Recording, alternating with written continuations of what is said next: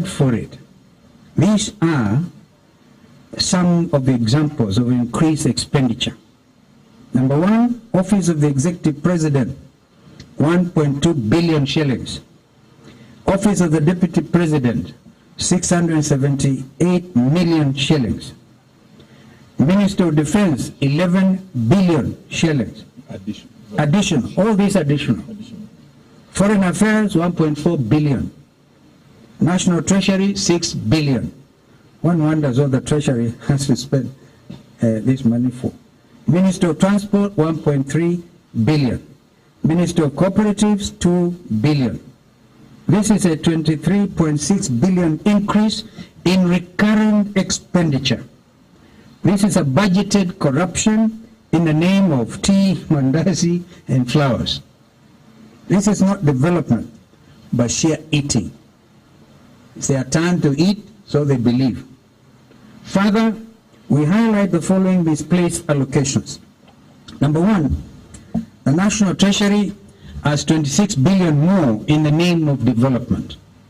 Two, the State Department for Devolution has an increase of 2.6 billion in development expenditure. If this regime believes in the success of devolution, then these funds should form part of the equitable share to the county governments. Number three, the State Department of Housing has been allocated an additional 72 billion shillings. This is higher than that of 10 counties combined.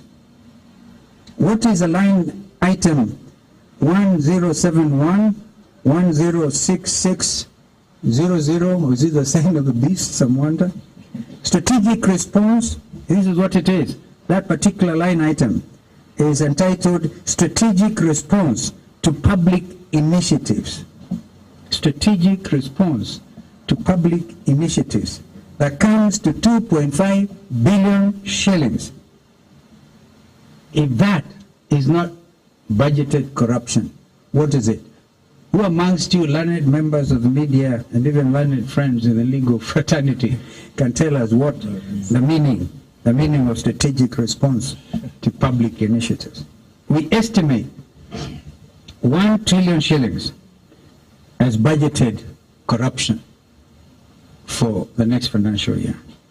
In light of these grievous transgressions, we as a coalition urge the international community, the civil society organizations, and concerned citizens, both at home and abroad, to stand in solidarity with Kenyans in condemning Kenya Kwanza's regime's blatant disregard for the public good. We call for quick action to bring those responsible for this breach of trust accountable and to lobby for a budgetary framework that prioritizes the needs and concerns of all Kenyans, not just the privileged few. Kenya Kwanza may have been successful in unveiling its punitive budget, but it has fallen short of its obligation to lead with honesty, with fairness, and compassion. Kenyans deserve better, and we will not stop fighting for them to be given the voice and direction they so richly deserve. On the Finance Bill 2024, as our second item, the Kenya Kwanza regime's planned Finance Bill 2024 seeks to fund a 3.914 trillion budget through tax collection of 3.354 trillion shillings.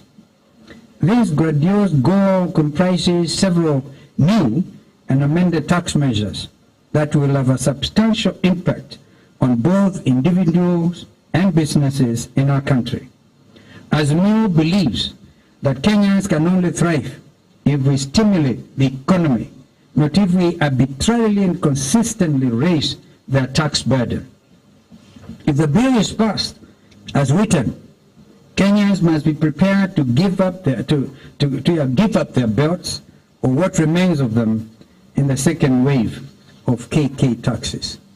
We know that ordinary Kenyans, Mama Mboga, border riders, and the people of Mjengo and Kokoteni have nothing to gain from this bill because Kenya Kwanza is targeted